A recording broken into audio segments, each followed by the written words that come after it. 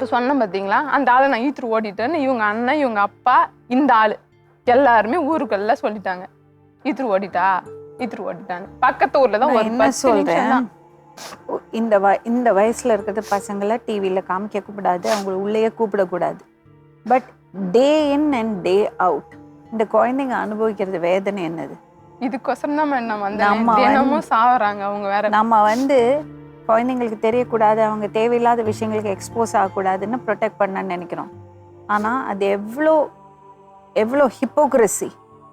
Madam இந்த பாப்பா பக்கத்துலேயே படுத்துருக்கு மேடம். எனக்கு தப்பாக நடந்துக்கு பார்த்தாங்க, என்னால் முடியாது, நீ இந்த மாதிரிலாம் பேசுகிற, என்னால் நான் இது மனசில் வச்சுட்டு தான் இன்னும் 2-3 நாள் டைம் கொடு எனக்கு, நீ இவ்வளோ பேசியிருக்கிற, நான் மாற்றிக்கிறேன் என்னன்னு சொல்லிட்டு அடிச்சிருவாங்க, பிடிச்சி ஈக்குறாங்க, பயந்துக்கிட்டு தான் ஏதாவது பண்ணிடுவாங்கன்னு சொல்லிட்டு பசங்க முன்னாடி இதெல்லாம் பேசுறீங்கம்மா.